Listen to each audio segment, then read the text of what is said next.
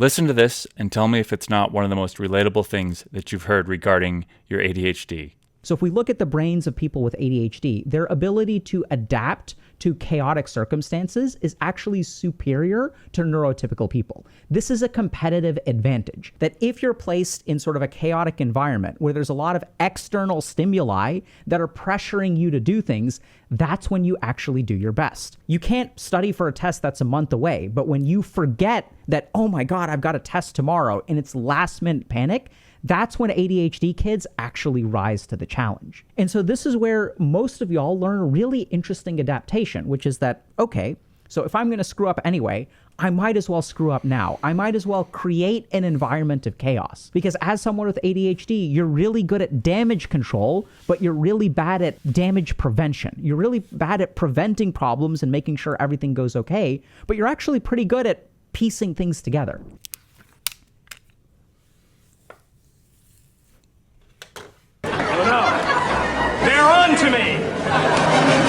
I'm going to talk about some of the strategies that I use to manage my ADHD without being medicated, because I have been medicated in the past. I go on again, off again. Every 2 years, I'll be medicated, and then I'll go 2 years without being medicated. And I seem to be just as productive when I'm not medicated, but there are certain strategies that I do and things that I pay attention to more to make sure to get done when I'm not medicated. So number one, I would say you got to really be occupied with productive things.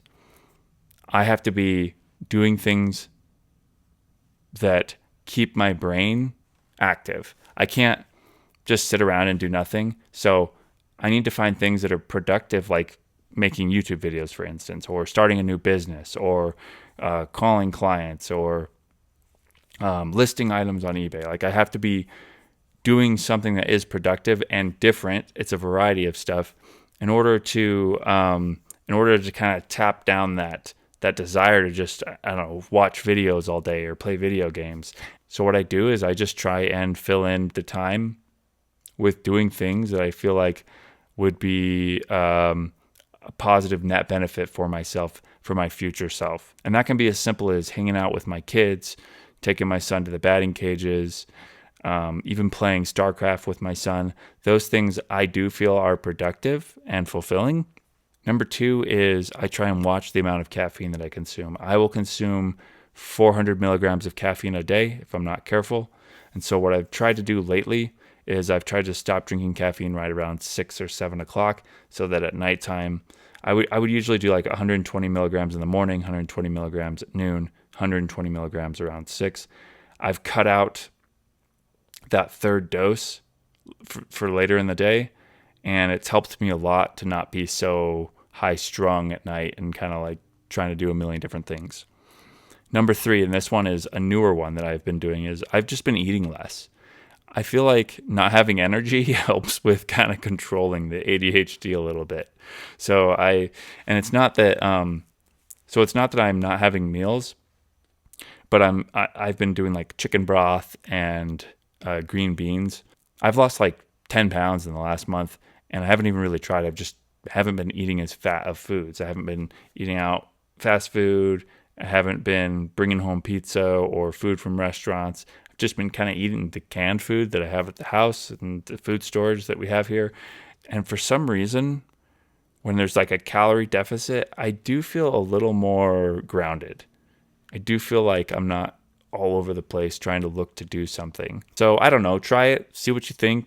Maybe go down to 2 meals a day or eating smaller meals and see if that affects kind of your ADHD symptoms. Everybody's symptoms are slightly different, so I don't want to like specifically point out kind of like with mine, it's either I'm focusing on things that are productive or I'm doing a lot of things that aren't so productive and not really worth my time.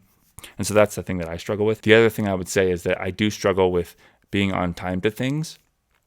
And I don't know that I have figured that out quite yet without being medicated.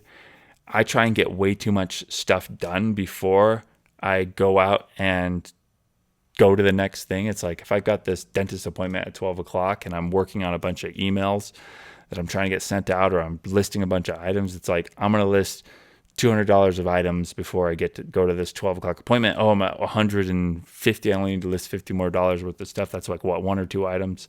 And it's now 11:50. It's a 10-minute drive.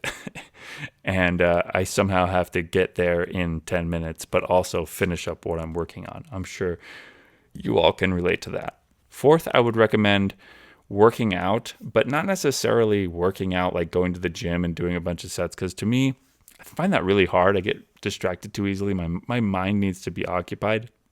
But even just going to the sauna, like getting out of your environment, is helpful to kind of tap down those. It's like feed the beast. Like, don't just sit around the house and distract yourself with the screen. Feed the beast. Go to the gym. Go sit in the sauna. Go sit in the hot tub. And just getting into a different environment helps me for the rest of the day feel like, okay, now I can like do the productive things. And because you're there, just by being in that environment, you may hit the treadmill, walk for a mile. I know that exercise helps with ADHD symptoms, but man, doing circuits is just so hard. So even if you don't go to the gym, just going on a walk and getting out in nature, that's always helped me, helps my brain reset.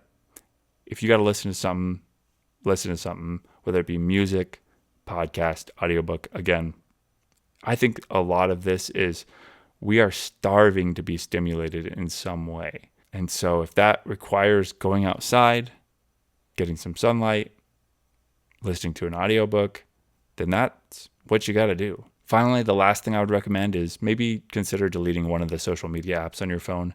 I'm not recommending going cold turkey, but hey, if you just decide to not go on Reddit anymore, or decide to not go on Facebook anymore, and just cut one out. I'm not saying cut all social media out, but you'll just feel better by dropping one of them. One less thing that you can open up and start scrolling through mindlessly. Mindlessly? Yes. Lastly, I wouldn't use your ADHD as a crutch. I wouldn't advertise it. Depending on severity, I wouldn't advertise it to your friends or constantly, sorry, I have ADHD.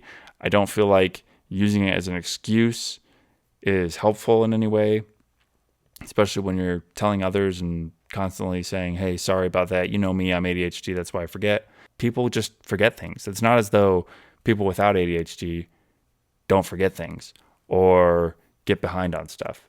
So just recognize that every time you do screw up, it's not necessarily, there is an allowance, there's a balance of this amount is normal for a functioning non-ADHD adult.